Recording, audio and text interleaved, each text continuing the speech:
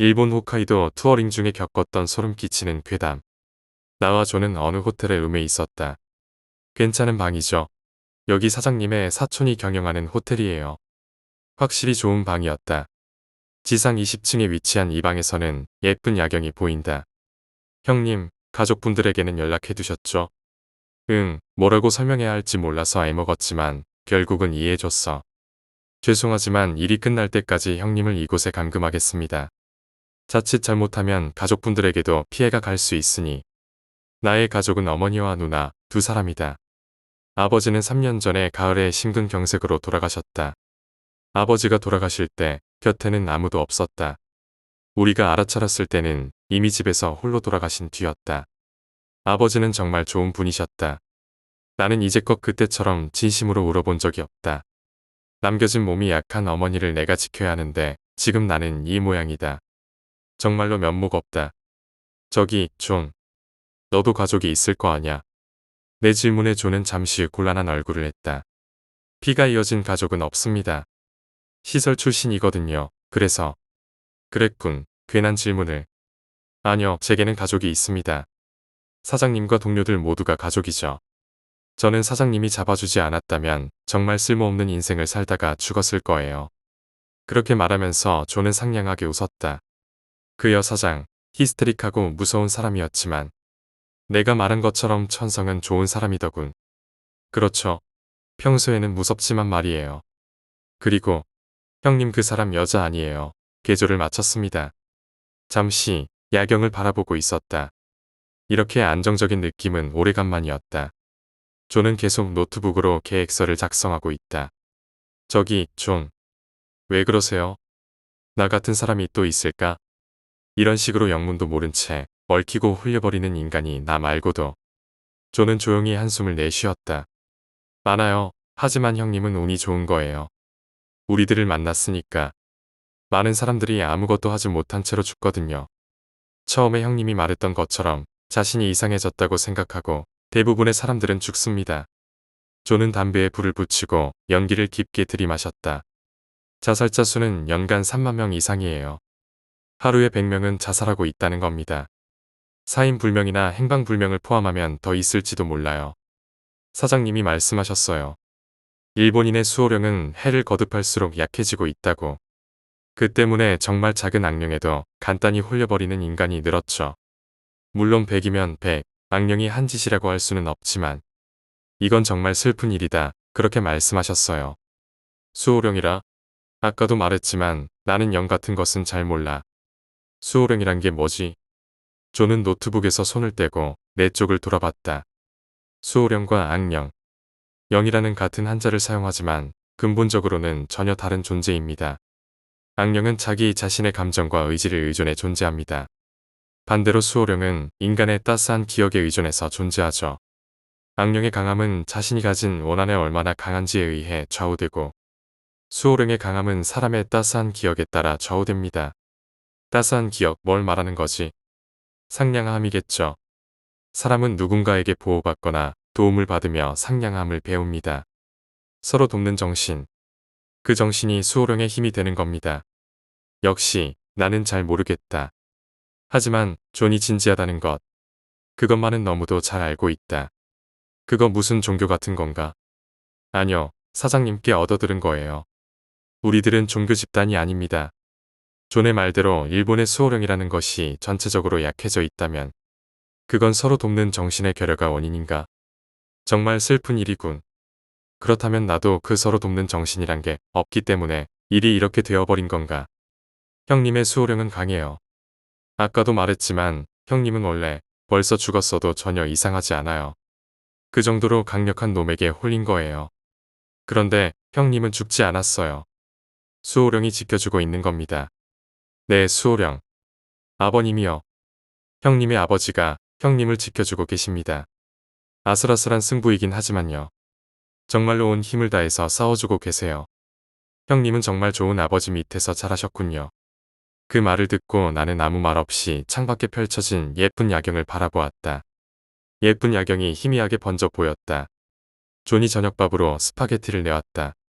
드세요. 이제부터는 체력 승부가 될 겁니다. 존에게는 미안하지만 식욕이 없었다. 절반 정도 먹는 것이 한계였다. 그걸 본 존이 한숨을 쉬었다. 나는 앞으로의 불안으로 가슴이 답답했다. 이유도 알지 못한 채로 소동에 휘말려 이러고 있다. 도무지 납득할 수가 없다. 나는 어째서 이런 일에 휘말려버린 거지? 자문자답을 해봐도 존에게 물어도 내 마음은 납득하질 못했다. 창밖으로 보이는 풍경 속에는 지금도 사람들이 바삐 움직이고 있다. 예전에는 나도 저 흐름 속에 있었는데 그때로 돌아가고 싶다. 생각에 빠져있던 내 귀에 창문에 무언가가 달라붙는 듯한 소리가 들렸다. 소리가 나는 쪽으로 눈을 돌린 나는 몸이 굳어졌다. 사람의 손이 창문 바깥쪽에 달라붙어 있다. 여기는 지상 20층. 베란다도 없다. 사람이 서 있을 수 있는 공간은 없다. 그런 곳에 사람의 손이 있었다. 나는 존을 불렀다. 바로 존이 달려와 내 앞을 막아서고 창문에서 떨어지세요. 라고 소리쳤다. 존은 핸드폰을 들고 어딘가에 전화를 걸었다. 나는 창에 붙은 손에서 시선을 떼지 않고 있었다. 괜찮습니다. 제가 있어요. 이 방 안으로는 들어올 수 없습니다. 떨고 있는 나에게 존이 말했다. 그때 손 주인이 몸을 끌어올리려는 듯 천천히 움직이기 시작했다. 나는 손 주인의 얼굴을 본 순간 머리를 총으로 맞은 듯한 충격을 받고 말문이 막혀버렸다. 손의 주인은 나였다. 창 바깥쪽에 내가 있었다. 몇 번을 다시 봐도 나였다. 내 머릿속은 완전히 새하얘졌다. 어째서 내가 창밖에 달라붙어 있는 거지? 나는 여기 있는데 창 바깥쪽에도 내가 있다. 나는 너무 혼란스러웠다. 사장님, 저예요. 존입니다. 일이 난처하게 됐습니다. 형님의 도플갱어가 나타났어요. 제 눈에도 보입니다. 지금은 창밖에 있어요.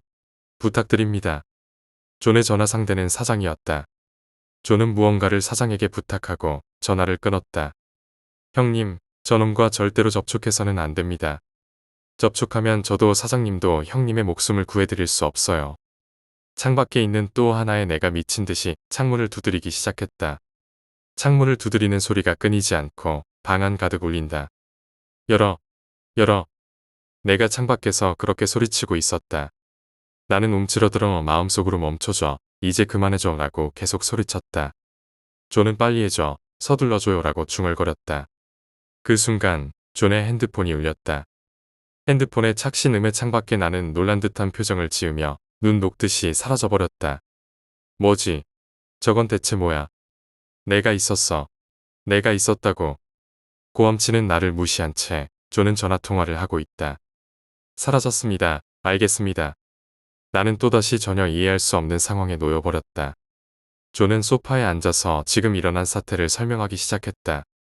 상황이 너무 좋지 않습니다. 창밖에 있던 형님은 그 여자, 나나코가 만들어낸 형님의 분신입니다. 그 분신과 접촉하면 확실히 죽습니다. 흔히 말하는 도플갱어라고 하는 놈이에요. 이건 그 여자가 형님을 진심으로 죽이러 왔다는 증거입니다. 도플갱어의 살상 능력은 비정상적으로 높습니다. 아마도 그 여자는 형님을 천천히 괴롭히다가 죽일 생각이었지만 우리들이 나타나는 바람에 그래서 서둘러 죽이려고 한 것 같습니다. 이제 와서 말이지만 형님 안에 사장님 특제 방어벽을 쳐두었어요. 평범한 악령이었다면 꼼짝도 못했을 겁니다. 그걸 그 여자는 가볍게 돌파해서 형님의 분신을 만들어냈어요.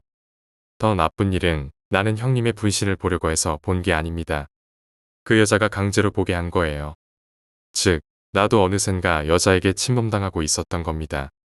아까 그건 사장님께 부탁해서 쫓아냈지만 지금 나에게는 저것을 쫓아낼 만한 능력이 없습니다.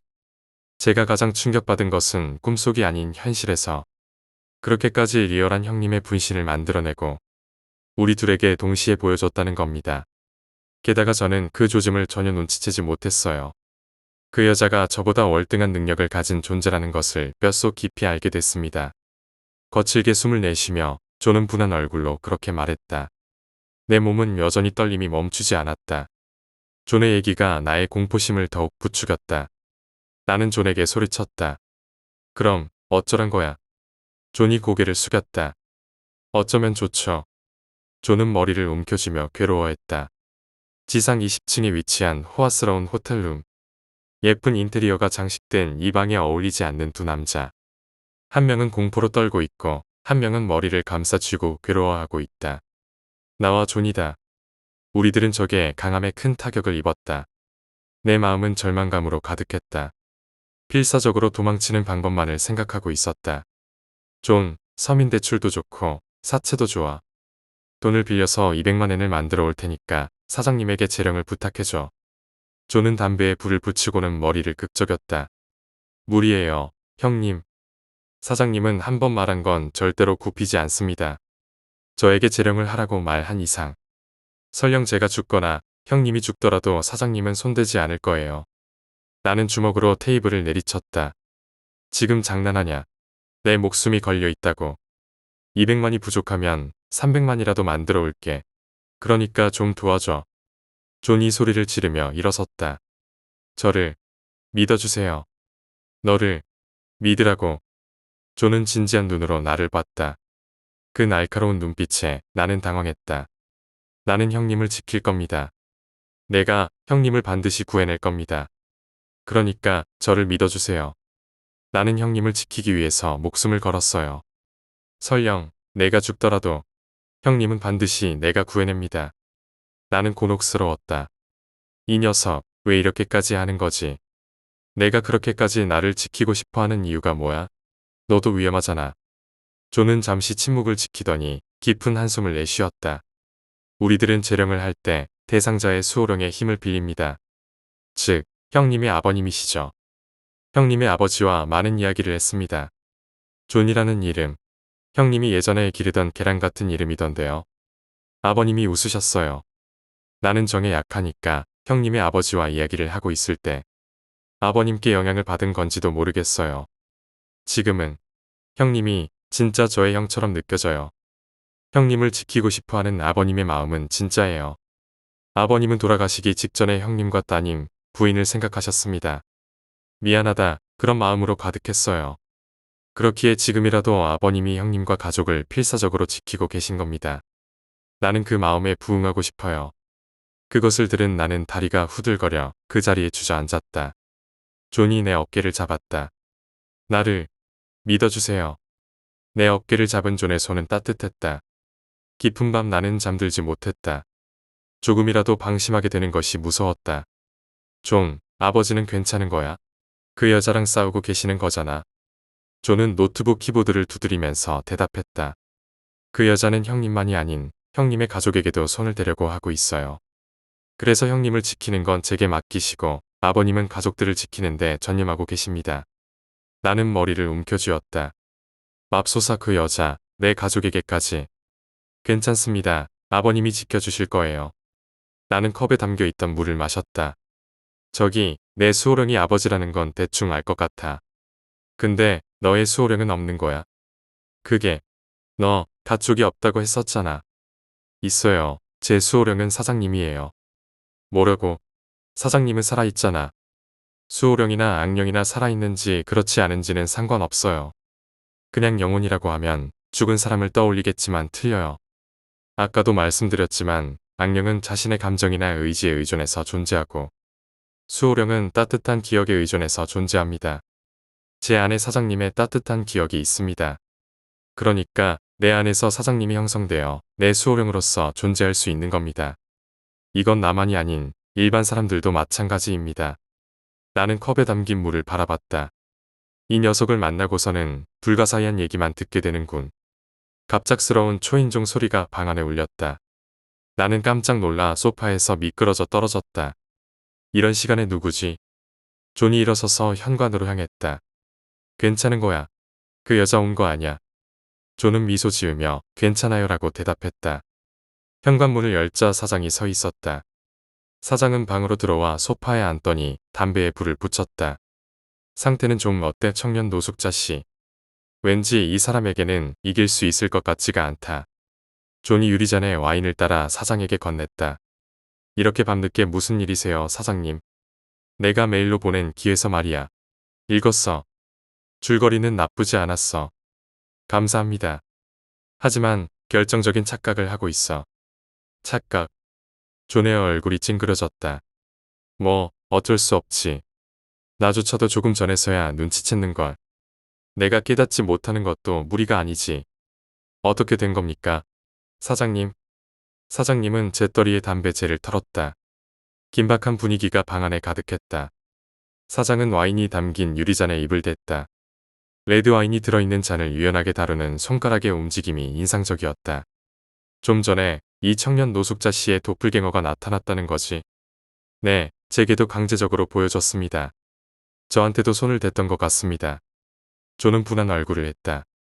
나는 내가 실습을 시작할 때 안정장치로 청년 노숙자 씨에게 미리 방어벽을 쳐놨었어. 만일을 대비해서 말이야. 하지만 그걸 돌파했고 그뿐만 아니라 녀석은 도플갱어까지 만들어냈다.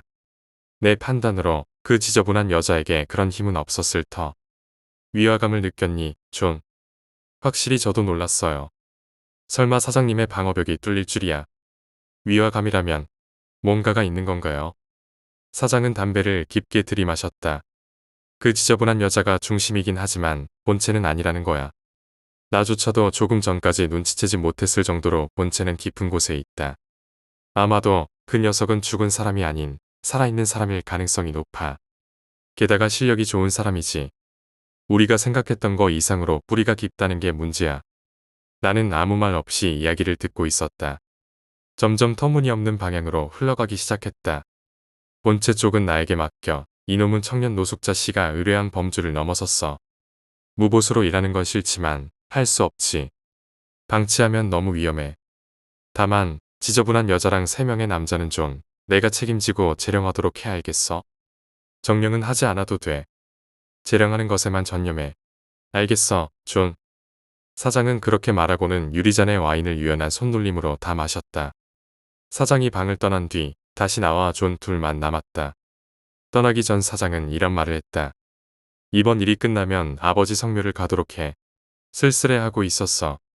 그리고 좀 자도록. 눈 밑에 다크서클 좀 봐. 그러고 보니 요즘 너무 많은 일이 벌어져서 제대로 아버지의 성묘를 가지 못했다. 이 소동에서 무사히 살아남는다면 아버지의 성묘를 가야지.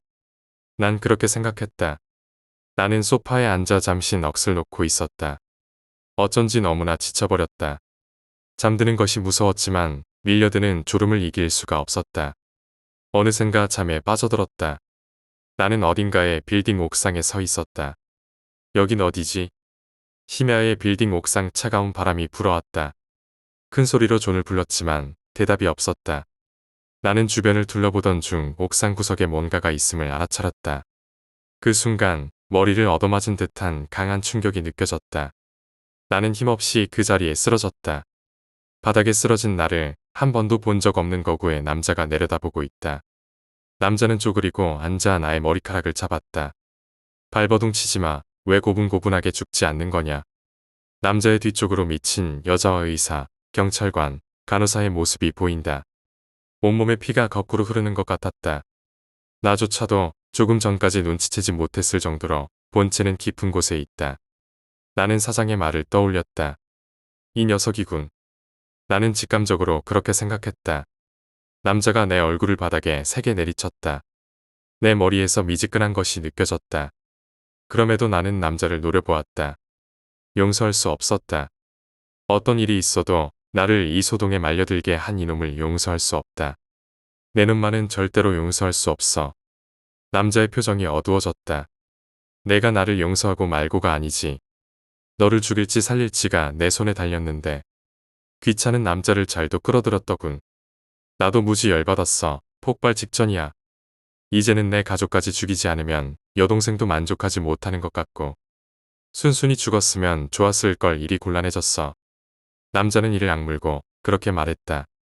나는 남자의 멱살을 잡았다. 가족에게 손대는 것만큼은 절대로 용서할 수 없다. 남자는 내 팔을 뿌리쳤다. 내 아버지도 똑같은 말을 하더군. 부자가 고집도 정도껏 부려야지. 이제 됐어. 나도 진심으로 너를 죽이고 싶어졌다. 내 뒤쪽에서 발소리가 들렸다. 돌아보니 그곳에는 내가 있었다. 도플갱어였다. 형님, 녀석과는 절대로 접촉해서는 안 됩니다. 접촉하면 나도 사장님도 형님의 목숨을 구해줄 수 없어요. 라는 말이 떠올랐다. 나는 전력으로 달렸다. 나는 전력으로 도망쳤다. 도플갱어로부터 도망치기 위해서 믿고 의지할 조는 없다. 주변에 있는 건 적뿐이다. 빌딩의 좁은 옥상, 더 이상 도망칠 곳이 없었다. 나는 출입구에 손잡이를 돌렸다. 자물쇠가 잠겨 있었다. 꿈쩍도 않는다. 뒤쪽에는 내가 있다. 나하고 접촉하면 내가 죽는다. 이제 그만하지. 자꾸 번거롭게 할 거야. 거구의 남자가 안달하며 소리친다. 나와의 거리가 좁혀지고 있다. 나는 이때 필사적으로 생각했다. 도망치는 방법을, 도움받을 방법을. 나는 옥상의 펜스를 타고 넘었다. 이건 꿈이다. 꿈일 뿐이야. 현실이 아니야. 나는 스스로를 타일렀다. 눈앞에 나락이 펼쳐져 있었다. 생각했던 것보다 높다. 뒤를 돌아보니 내가 천천히 걸어오고 있었다. 그때 미친 여자와 눈이 마주쳤다. 여자가 비웃기 시작했다. 내 안에서 분노가 치밀어 올랐다. 살아야 돼. 나는 절대로 죽지 않아. 반드시 살아남을 거야. 나는 크게 소리를 질렀다. 뛰어내릴 거야. 이곳에서 뛰어내려 주겠어.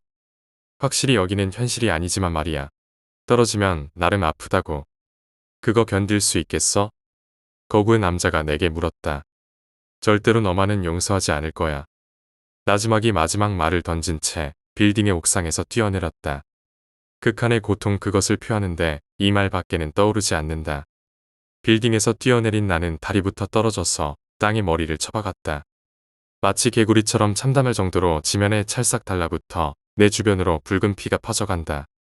의식을 잃지는 않았다. 지금까지 경험해 보지 못한 극한의 고통이 뚜렷이 전해져 온다. 죽어가는 개구리가 숨을 헐떡이며 경련을 일으키듯이 내 몸은 간헐적으로 꿈틀거렸다. 뿌옇게 흐려지는 시야의 끝에 빌딩의 출입구에서 나오고 있는 내가 보였다. 꺼져 들어가는 양초처럼 나는 힘없이 중얼거렸다. 이것이 할 수 있는 마지막 저항이었다. 나는 가차없이 다가와 바로 눈앞에까지 왔다. 내가 나를 내려다보고 있다.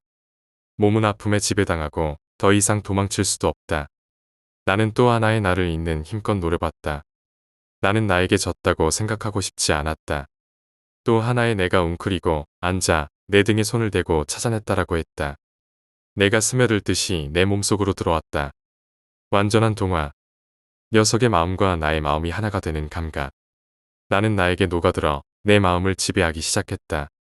이 순간 존이 도플갱어에게 접촉하면 반드시 죽는다고 했던 말의 의미를 이해했다. 어둠이 온몸에 퍼져간다. 나는 끝났다. 끝난 거야. 마음이 갈갈이 찢어지는 듯한 지독한 어둠 속에 나는 내팽개쳐졌다. 패배의 감정이 내 안을 가득 채웠다. 몽롱했다. 살 수 있다는 희망 같은 건 이제 조금도 남아있지 않다. 이런 세상에 있어봤자 뭘 어쩔 수 있겠어. 죽는 게 나아. 그저 죽고 싶다. 정말로 그것뿐이었다. 아무래도 좋다. 죽을 수 있다면 끈이든 석유든 아무 거라도 좋으니 나에게 줘. 자살하고 싶어.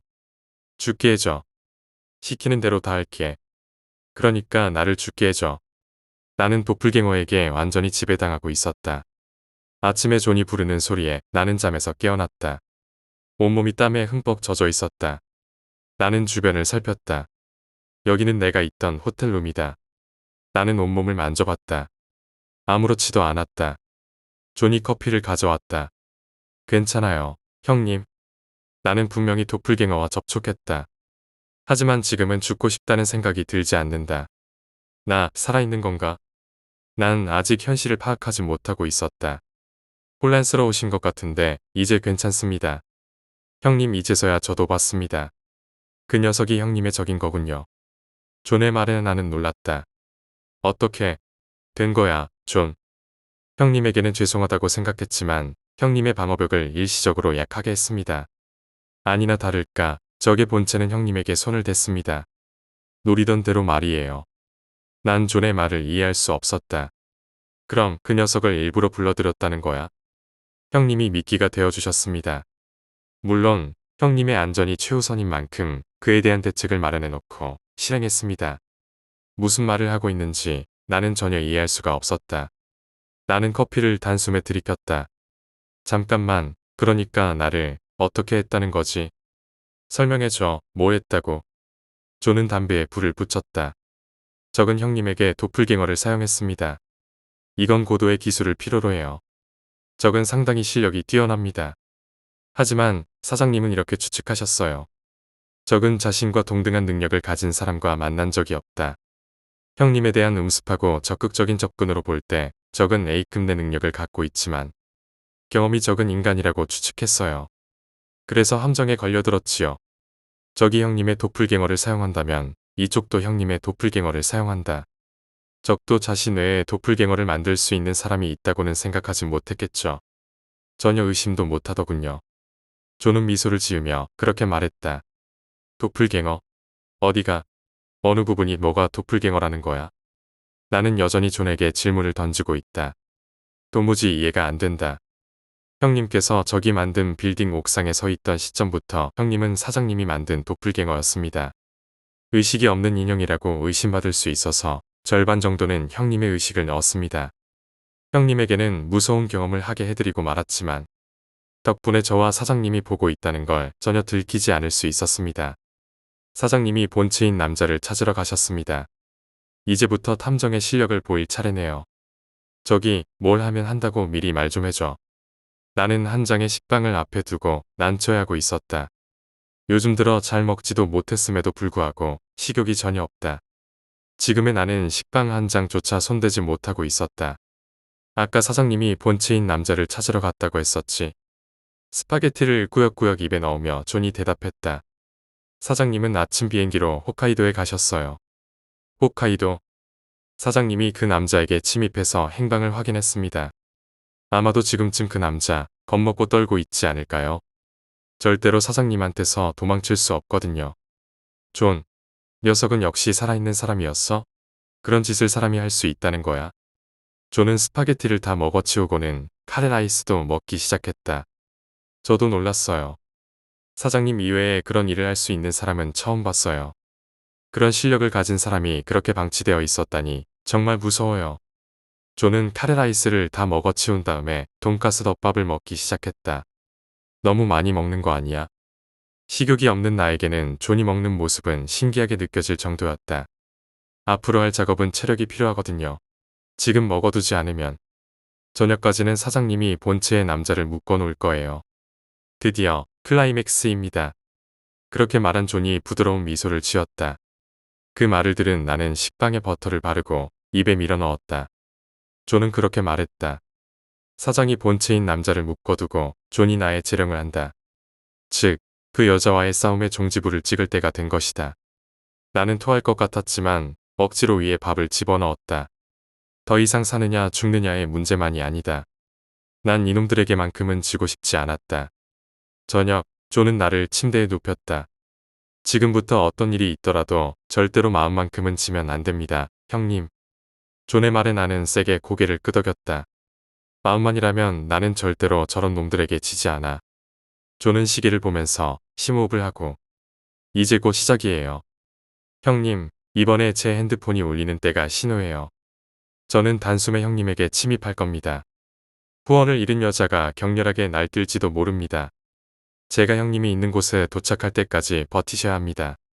나는 존의 손을 잡았다. 그래, 믿어. 존은 고든 눈으로 나를 바라보며 고개를 끄덕였다. 그 순간 존의 핸드폰 벨소리가 방 안에 울려 퍼졌다. 정신이 드니 나는 본 적이 없는 양옥 같은 건물 안에서 목재 의자에 묶인 채로 앉아 있었다. 눈앞에는 내려가는 계단이 보인다. 나는 건물 안을 살폈다. 무척 오래된 듯한 느낌이 들었다. 양옥의 내부는 꾸민 것 같은 유화감이 있었다. 확실히 이전보다 약하다. 나는 천천히 눈을 감았다. 존이 나를 구하러 온다. 그렇게 믿고 있다. 뒤쪽에서 인기척이 느껴졌다. 그 여자인가? 그러자 뒤쪽의 인기척은 쓱 하고 내 목에 팔을 감아왔다. 나는 확신했다. 미친 여자다. 내가 왜 이런 짓을 하는지 지금은 아무 상관없어. 나는 너한테서 도망치는 방법만을 생각했어. 하지만 나는 더 이상 혼자가 아니야. 친구가 생겼어. 이제 내가 무섭지 않아. 미친 여자가 강하게 나를 끌어안았다. 같이 있고 싶어. 나는 고개를 저었다. 나는 살아있고 너는 죽었어. 이 사실은 절대로 달라지지 않아. 너에게는 내가 모르는 너만의 욕망이 있겠지. 하지만 나는 거기에 응할 수 없어. 나는 살아있으니까. 나와 미친 여자의 사이에 정적이 흘렀다. 미친 여자는 나에게 꼭 달라붙은 채로 조용히 울고 있었다. 울고 있는 미친 여자에게서 예전 같은 기분 나쁜 느낌이 없었다. 미친 여자의 목소리는 전에 들었던 목소리와 똑같다. 확실히 미친 여자가 맞았다. 그런데도 불가사의하게 느껴질 정도로 예전과는 다른 느낌이다. 나는 이상했다. 후원자를 일어 날뛰지 않을까 싶었는데 미친 여자는 내게 달라붙어 조용히 울고 있다. 너 혹시... 나는 거기서 말을 멈췄다. 더 이상 말을 이을 수가 없었다. 그때 양옥의 현관문이 조용하게 열렸다. 거기에는 존이 있었다. 형님, 마중 왔습니다. 존은 그렇게 말하며 계단을 올라 미친 여자를 노려봤다. 미친 여자는 아무것도 하지 않고 나에게서 팔을 풀고 존을 지나쳐 조용히 계단을 내려갔다. 계단 아래에서 멈춘 미친 여자는 천천히 뒤돌아 나를 바라봤다. 여자의 얼굴에 나는 놀랐다. 예전과 같은 불길함은 없고 깨끗한 얼굴이었다. 지금까지와는 다른 소녀의 안타깝고 슬픈 표정이 내 눈에 강하게 남았다. 여자는 발길을 돌려 뒤돌아보지 않고 현관 밖으로 사라져갔다. 어떻게 된 거지, 저 여자. 상상한 전개와는 너무 다르지 않은가. 그 여자의 후원자도 그 3명의 남자도 사라졌습니다. 더 이상 승산이 없으니 단념한 거겠죠. 그 여자도 형님 안에서 완전히 사라졌습니다. 우리가 이겼어요. 존은 이 싸움의 승리를 선언했다. 그러나 내 안에 환희는 없었다. 존이 나를 의자에 묶어놨던 도구들을 분리했다. 의자에서 일어선 나는 몸이 신기할 정도로 가벼웠다. 나와 존은 함께 천천히 계단을 내려갔다. 현관의 끝에는 눈부신 햇살이 내리쬐고 있었다. 희망의 빛이었다. 우리들은 현관 밖으로 나갔다. 그때 시선의 한 구석에 사람 그림자가 보였다. 아버지. 아버지는 조용히 고개를 끄덕이며 다정하게 미소 지으셨다.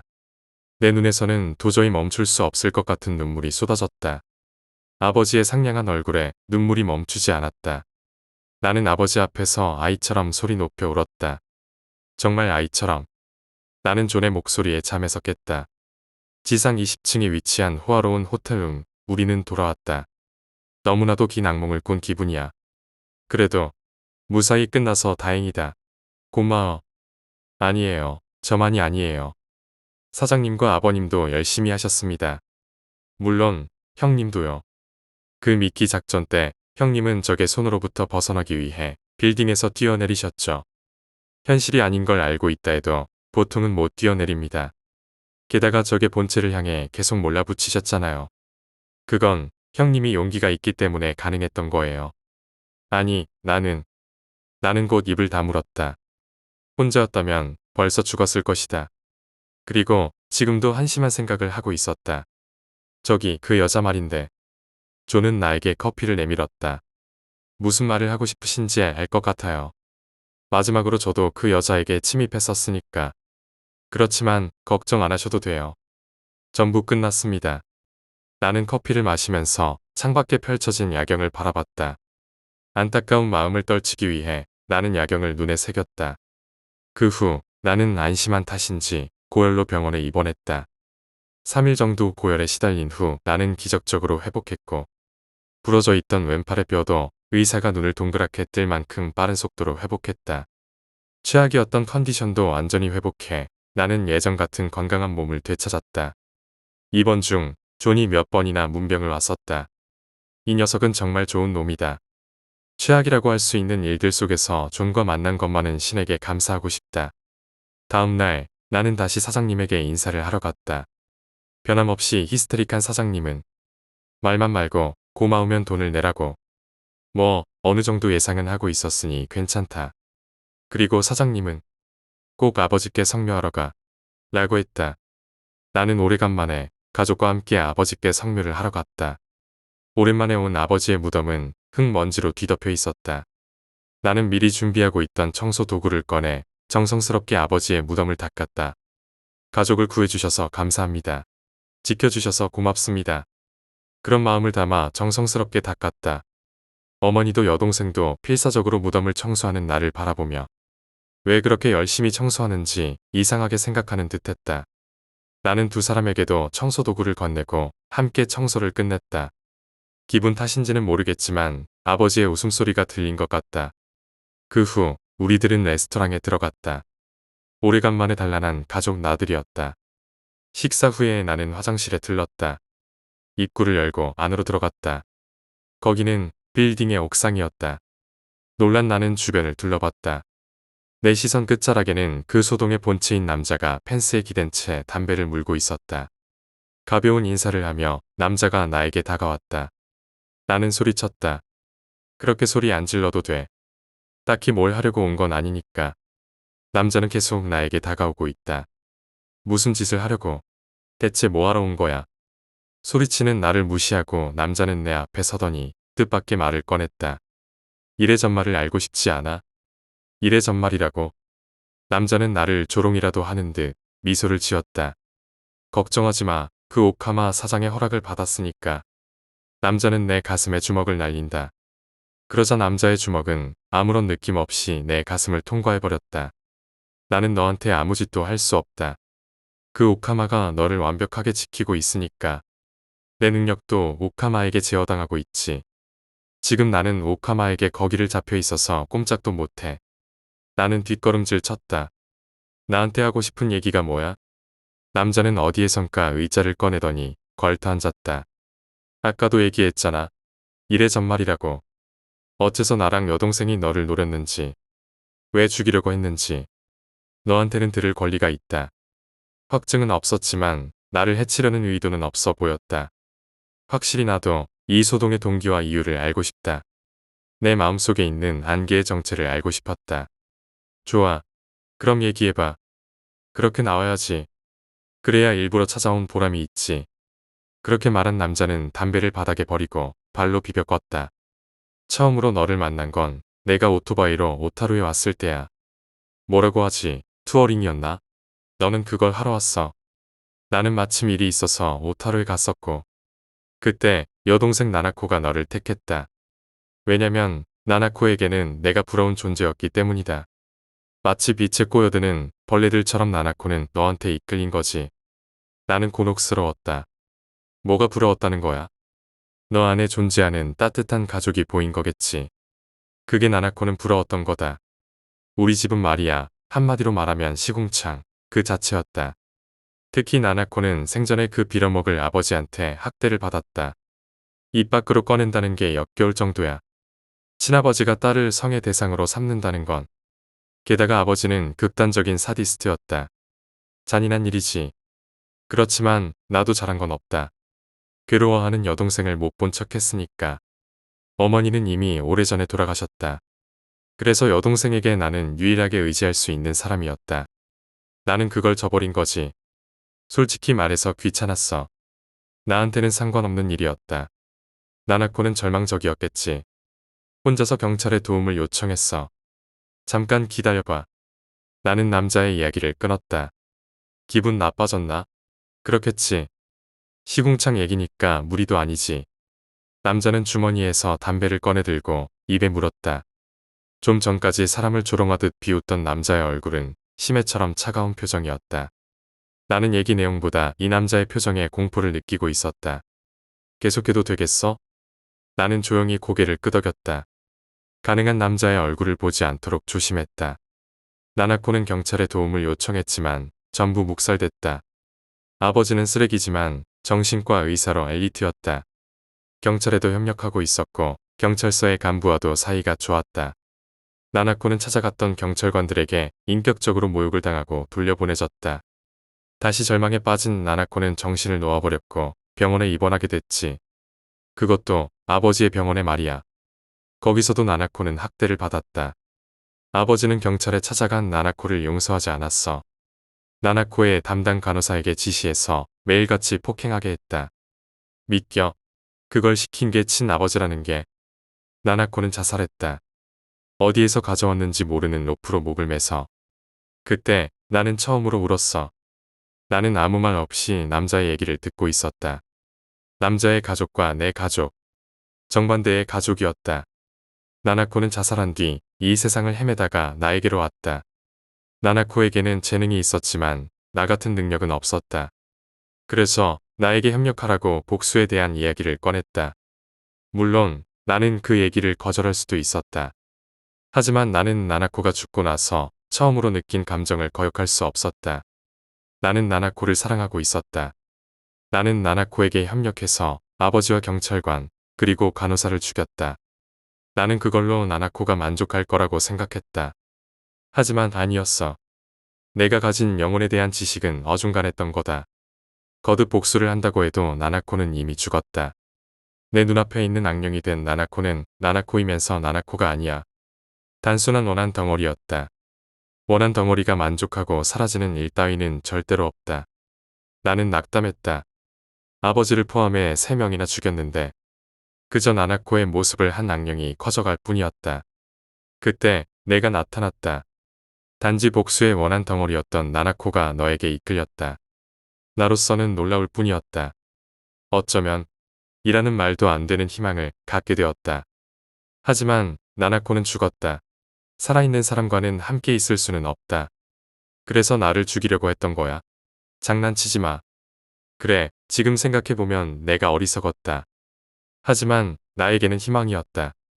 나나코는 본래의 나나코로 돌아올 수 있지 않을까 하는 남자의 이야기를 납득할 수가 없었다.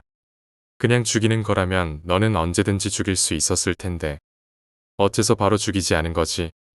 어째서 그렇게 빙 돌려서 일을 만들었냐 말이야. 나는 남자에게 따져 물었다. 남자의 표정에 변화는 없다. 단순히 바로 죽이면 영혼은 이 세상에 머물지 않는다.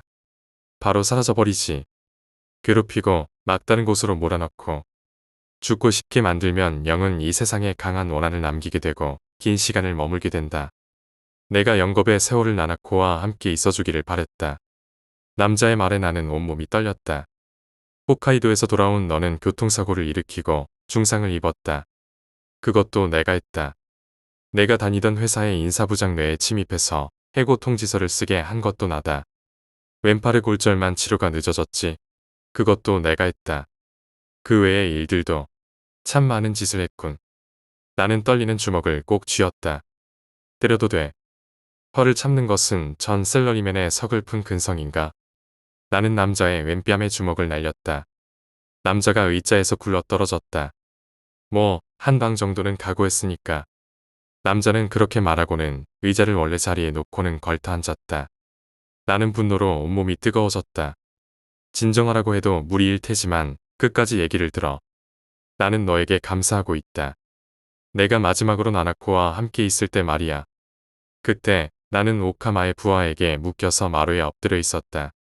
오카마가 마지막을 잘 봐두라고 해서 나는 너희들을 보고 있었다. 그때 나는 눈앞의 광경을 의심했다. 나는 기적을 보고 있었다. 단순한 복수의 원한 덩어리였던 나나코는 거기에 없었다. 너도 봤지? 그 나나코가 진짜 나나코다. 생전 모습 그대로의 나나코였다. 나는 울었다. 기적을 앞에 두고 나는 아이처럼 울 수밖에 없었다. 빛을 보면 달려들던 벌레 같던 나나코가 처음에는 너에게 끌렸을 뿐이었다. 그것이 어느샌가 정말로 너를 좋아하게 돼버렸던 거야. 나는 아무 말도 하지 않았다. 너도 어렴풋이 눈치채고 있었지. 그렇게 말하는 남자의 얼굴에서 차가운 표정이 사라져 있었다. 나는 마지막에 본 그 여자의 얼굴을 떠올리고 있었다. 문득 내 볼을 타고 흐르는 눈물이 느껴졌다. 울어주는 건가? 남자는 그렇게 말하며 조용히 고개를 숙였다. 너는 다정한 남자로군. 그런 일을 저지른 나나코를 위해서 울어주다니. 너는 정말로 강한 놈이다. 나는 너의 용기에 계속 놀랄 수밖에 없었다. 그리고 가족의 사랑을 받는 행복한 남자다. 지금에서야 나나코의 마음이 이해된다. 우리들은 애정에 굶주려 있었어. 정말로 내가 부럽다. 나나코는 생전에 누군가를 좋아한 적이 한 번도 없었다. 지금이 아니고 나나코가 살아있을 때 너와 만났더라면, 너 같은 용기가 나에게 있었다면 일이 이렇게 되지는 않았을 텐데. 나는 울었다. 그 여자를 떠올리며 울었다. 그 여자는 저기다. 그 여자가 나에게 어떤 짓을 했는지는 잊지 않아. 그래도 내 눈에서 흐르는 눈물은 멈추지 않았다. 남자는 의자에서 일어서면서 하늘을 바라봤다. 나도 나나코도 사람들을 지독하게 괴롭혔다. 천국에는 갈 수 없겠지. 나나코도 지옥에 떨어졌어. 녀석은 다시 태어나도 다시 괴로운 인생을 살겠지. 그래도 말이야. 만약 내가 그 아이와 다시 만날 수 있다면 그때는 남자는 나에게 등을 돌렸다. 제멋대로 하려는 것도 정도가 있지. 남자는 조용히 고개를 떨궜다. 그의 등에서 슬픔이 짙게 묻어나고 있었다. 나는 일의 전말을 알았다. 나는 울어주는 일밖에 할 수 있는 일이 없었다. 남자와 그 여자의 슬픈 과거. 내가 모르는 가족의 이야기가 내 가슴에 상처를 내고 눈물 흘리게 하고 있다. 나는 그저 슬펐다. 그럼 갈게. 남자는 그렇게 말하고 나로부터 멀어져 갔다. 이제 너는 어떻게 할 거지? 내 물음에 남자는 발을 멈췄다. 나에게는 처음부터 수호령 같은 건 없었다. 내 몸은 내가 지켜왔지. 하지만 나는 이제 능력을 봉인할 거야. 내가 너를 괴롭게 한 것처럼 이번에는 내가 괴로워할 차례다. 이제 너와는 만날 일 없어. 결국 내가 가야 할 곳은 여동생, 아버지와 같은 곳이다. 그렇게 말하고 남자는 내 눈앞에서 사라졌다. 나는 레스토랑의 화장실에 돌아와 있었다. 화장실의 세면대 앞에서 눈물 범벅이 된 얼굴을 씻었다. 나는 그 남자의 말을 떠올렸다. 결국 내가 갈 곳은 여동생, 아버지와 같은 곳이다. 그 가족에게 구원은 없는 것인가? 사람이 한 번 길을 벗어나면 원래의 자리로는 돌아올 수 없는 것인가? 나는 세상 무상을 느끼고 있었다. 화장실에서 나온 나는 가족들이 기다리는 테이블로 갔다. 행복한 모습. 그 가족은 이런 모습을 한 번도 본 적이 없는 걸까? 내 가슴은 안타까움으로 가득했다. 뭘 그렇게 멍하니 서 있어. 누나의 목소리에 나는 나로 돌아간다. 생각할 게 좀 있어서. 아까부터 계속 내 핸드폰 울렸었어. 왠지 받으면 안 될 것 같아서 그냥 뒀어. 나는 핸드폰을 봤다. 부재중 전화 기록이 5건이나 남아있다. 존이었다. 무슨 일이지? 나는 통화 버튼을 눌렀다. 여보세요. 형님이세요? 응, 무슨 일이야 좀. 부재중 전화가 5개나 들어와 있던데 급한 일이야. 아니요, 제가 형님께 급한 일이 있을 리가 없잖아요. 사장님이 당장 사무실로 오시라고. 나는 전화를 끊고 가족들에게 사과한 뒤 레스토랑을 나왔다.